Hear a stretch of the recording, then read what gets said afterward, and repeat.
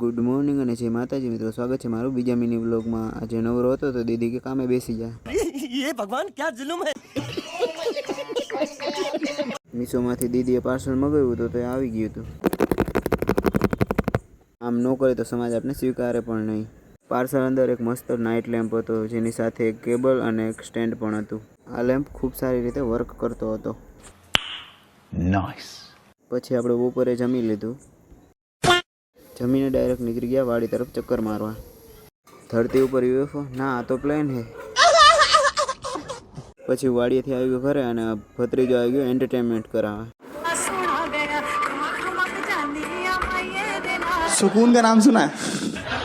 हाय हाय, इतना सुकून।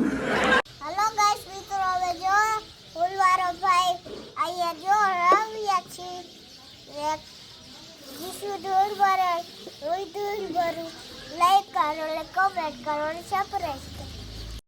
Oh my God! Wow! પછી આપણે પાણીપુરી ખાઈ લીધી। खत्म।